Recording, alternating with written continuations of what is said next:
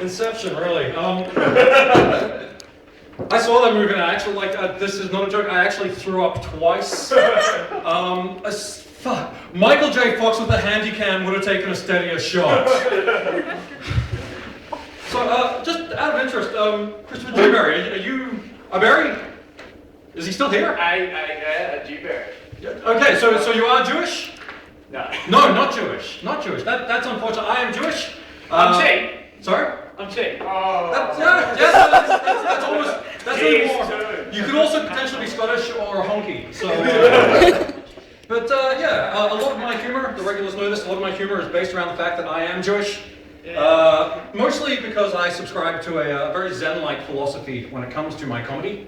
I'm not actually writing jokes every week. I'm becoming one with the joke. The joke is my life. I am the joke. Another thing that I get asked a lot, the tentacle. People always ask me about the goddamn tentacle. Can't a guy just wander around the city with a tentacle? You've written the Frankston line, people carry a weirder shit. Like, God, it's not like I'm going out there and, there are a whole bunch of, ethnic types who are threatening me and, I raise it above my castle skull cap and cry, for the love of God, don't hurt me! And then I turn into Hebrew!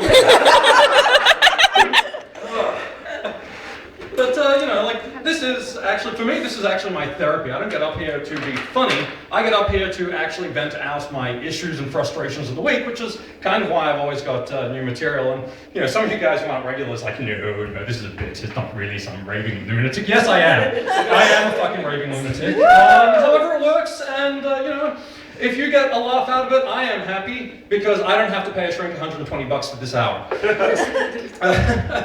But, this is one of those things that I really look forward to pretty much every week. Here, there, everywhere. I do a couple other places from time to time. And something else that I'm actually looking forward to at the moment, oddly enough, well, probably not oddly enough considering that, is Sexpo, which is on next week. Is anyone else looking forward to that? Yes! Woo! I went to book my ticket and then actually found out I was banned.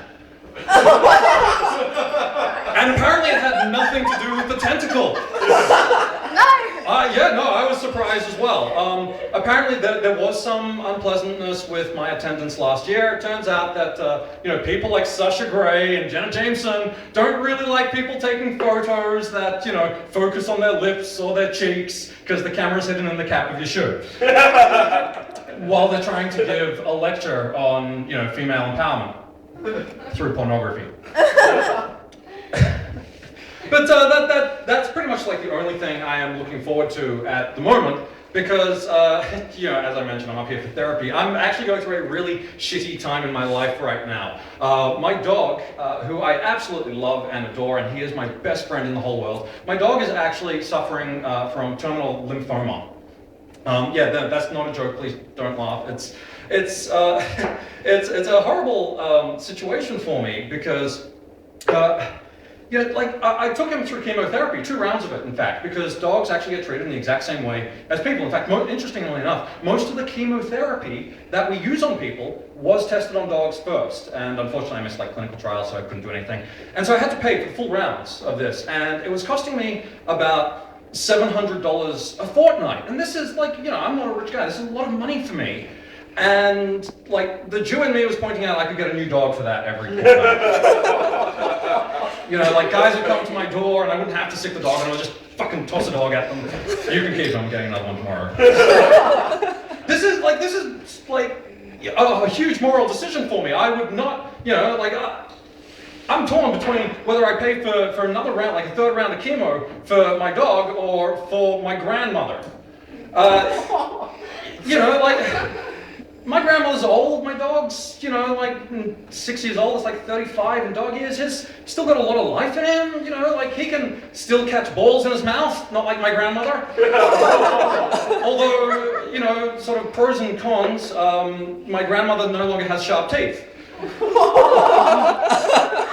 I did mention I was a raving lunatic. You only have yourselves to blame for still being here. But that's okay. One of the things actually about suffering through depression. Like it's dog dying, it's pretty fucking depressing. I'm taking a lot of days off, and as Michael was saying, it's effectively the same as unemployed. I'm watching a lot of daytime TV at the moment, and I've noticed that there is like this one thing, and it's been happening in my life a lot too lately. You'll have two characters in a very tense scene, and there will be some exposition. John, is it serious?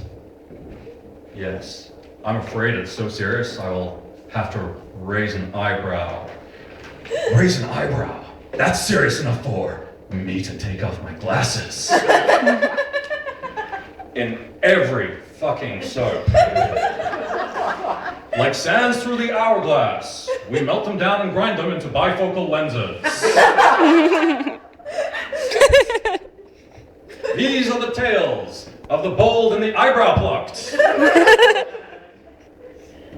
I am fucking wasting my life. But, as I was mentioning before, a lot of the comedy that I do is based off just horrible, horrible things that happen to me and people around me. This was not actually something that I prepared, but rather something that happened last night while I was actually out. I got to see a film in Brighton. At the Palace Cinemas. It's our house, don't worry, none of you have heard of it, you're not cool enough.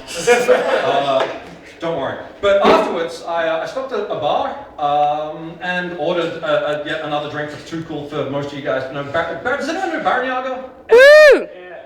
Fantastic. It's this delicious drink. Order it the next time you're at a bar, by the way. It comes in a wee bottle. It's like honey with a shit ton of booze.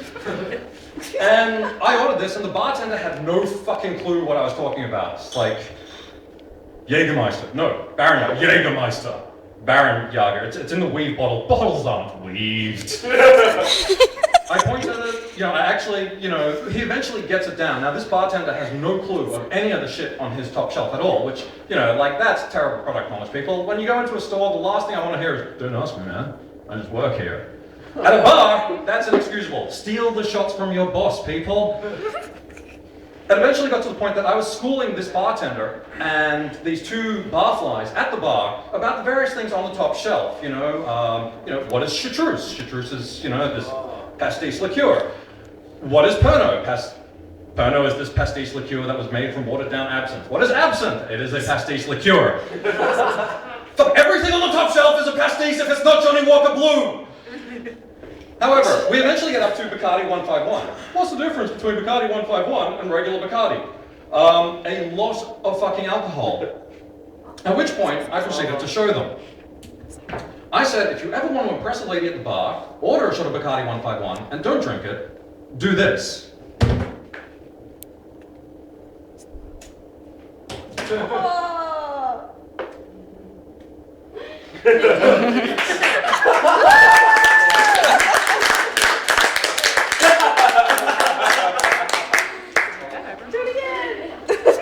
And they were suitably impressed, much like you guys are right now.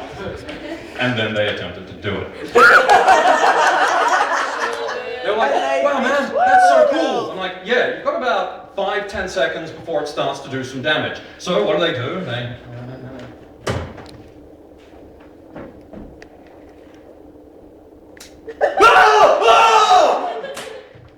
that shit hurt, man! You said it wouldn't hurt!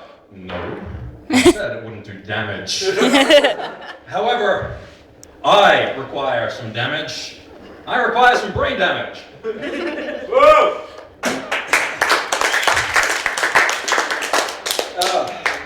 Why does he keep looking at his arm? Mostly because I'm trying to figure out if I still have time left, Shane. But, I yeah. think he heard you. It's been one of those weeks where I actually do require several stiff shots of Bacardi 151 and... Oh man, I'm actually already regretting that one. My tongue's going numb. For those that don't know, it's 75.5% alcohol. But this week has just left me in a rather odd position. As I mentioned, I was raised Jewish. I was actually raised Orthodox Jewish. Very, very, very high up, sort of, religious city. But I've lost my faith in God. Because of all the terrible things that have been happening to me lately, the dog, the Sexpo banning, setting my fingers on fire and forgetting to wave out in 15 seconds. But it's like, I'm not agnostic. I still believe in God, and so certainly not an atheist. I'm told that the technical term for someone in my position is bitter. But it just left me wondering, like, if we live in a world where we're supposed to have this merciful, loving God, and we are made in this merciful and loving God's perfect image, then why the fuck do we have anal hair?